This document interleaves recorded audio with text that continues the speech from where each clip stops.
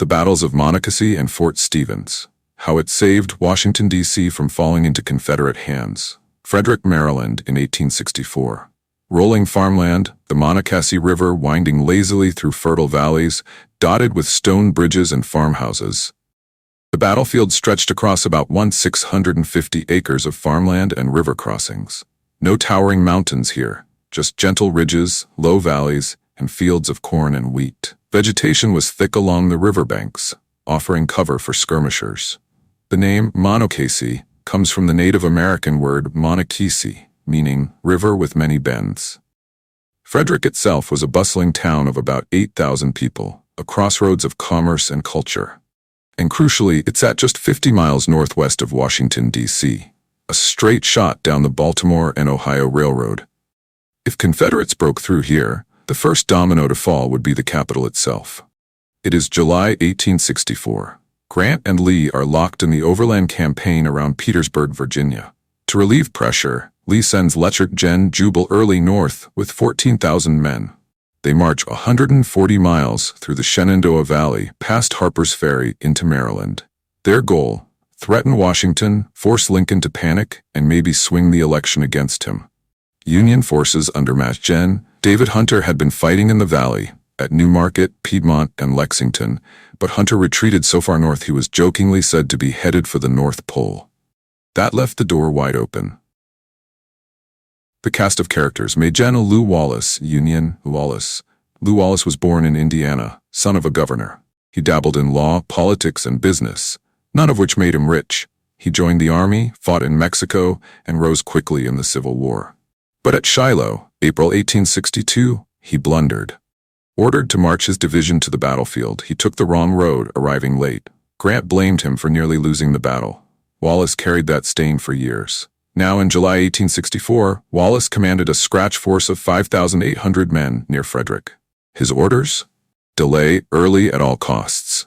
He knew he couldn't win, but he could buy time. Monocacy was his shot at redemption. Gen. Jubal Early, Confederacy.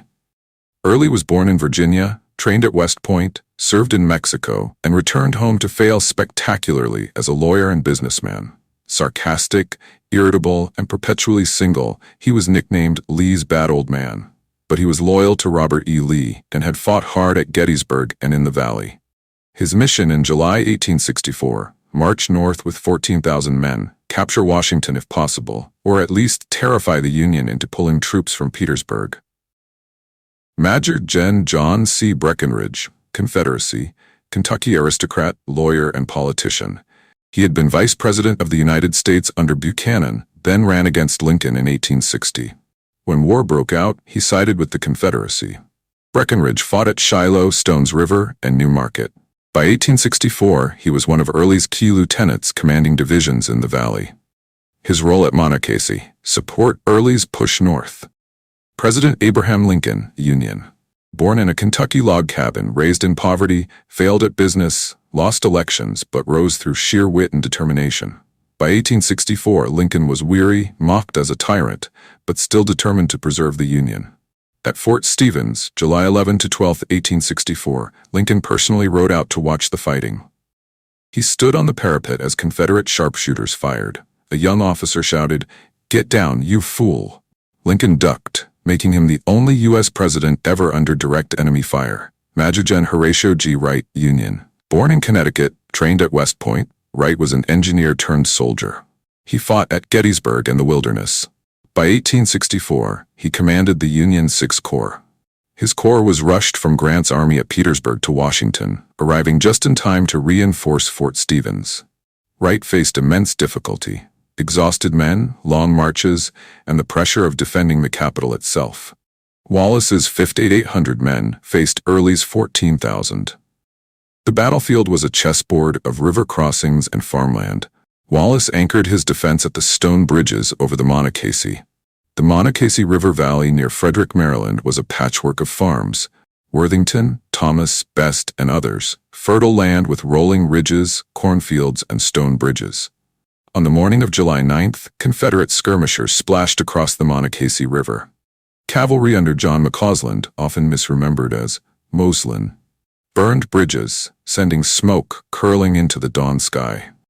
Inside the Worthington farmhouse, young Glenn Worthington, just 6 years old, crouched in the basement, peering through wooden slats as Confederate troops advanced. His wide eyes witnessed history, the clash of hardened veterans from both sides. Union Major Gen. James Ricketts brought veterans of the Sis Corps, men who had fought at Gettysburg and the Wilderness. Facing them were Jubal Early's battle-hardened Confederates from the Army of Northern Virginia. These were not green recruits. They were the grizzled survivors of years of war. As the fighting surged past the Worthington farm, Confederate General John B. Gordon joined the fray. The battle rolled onto the next ridge, today near the modern interstate, at the Thomas farm. There, Ricketts, Gordon, and McCausland's cavalry collided in a brutal contest. Meanwhile, other Union units fought desperately along the railroad grade and the Georgetown Pike, trying to hold every approach. Despite Wallace's determination, the Union position was untenable. Confederates outflanked the defenders, pressure mounted, and by late afternoon Wallace ordered retreat. Casualties were heavy, about 1,294 Union dead, wounded, or missing, against 700–900 Confederate losses. It was a defeat, but a purposeful one. Wallace had bought a full day. Jubal Early, slowed at Monocacy, could not reach Washington before Union reinforcements arrived. At the steps of the Worthington house, Early turned his army toward Washington. Frustrated, he later blamed poor maps, exhaustion, and lack of support. His raid had cost him precious time. By July 11th, Early's men reached the outskirts of Washington. The topography was rolling farmland, giving way to the city's defensive ring of forts. Civilians panicked, clerks grabbed rifles, and Washington trembled. Confederate sharpshooters probed the defenses, firing into Fort Stevens. And then came the most surreal moment of the war. President Abraham Lincoln himself rode out to watch. He climbed the parapet, tall and unmistakable as bullets snapped overhead. A young officer shouted, "Get down, you fool." Lincoln ducked, the only U.S. president ever under direct enemy fire. Was it necessary? Militarily, no. Symbolically, yes. His presence boosted morale and showed he would not abandon the capital. Up to this point, Ulysses S. Grant had not taken Early's raid seriously. But Monocacy and the sight of Confederates at Washington's gates jolted him awake. He rushed Horatio G. Wright and veterans of the Sixth Corps from Petersburg to Washington. They arrived just in time to man the defenses and push Early back. Had Early arrived a day earlier, had Wallace not fought at Monocacy, Washington might have fallen. Confederate prisoners at Point Lookout, Maryland, could have been freed. The political shockwaves might have toppled Lincoln's re-election. But thanks to Wallace's delay, none of that happened. On July 12th, Early withdrew, bitterly muttering he had come within a hair's breadth of success. He retreated back into the Shenandoah Valley. His withdrawal sparked a series of battles, Cool Spring, 2nd, Kernstown, and others. Grant, now fully aware of the danger, unleashed Philip Sheridan with the 6th Corps, 19th Corps, and the 8th Corps. The result was the Shenandoah Campaign of 1864. 3rd Winchester, Sept. 19, Sheridan smashed Early. Fisher's Hill, Sept. 22, Confederates routed. Tom's Brook, Oct. 9, Union cavalry humiliated Early's horsemen. Cedar Creek, Oct. 19, Sheridan's dramatic counterattack destroyed Early's army.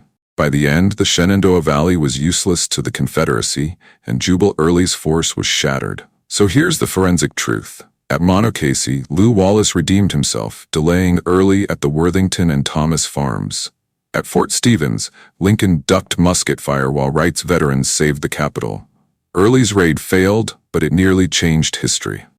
Washington was saved not by overwhelming victory, but by a desperate stand on Maryland farmland and a president's courage under fire. Subscribe to our channel for more spectacular storytelling, because history deserves to be told with humor, humanity, and drama.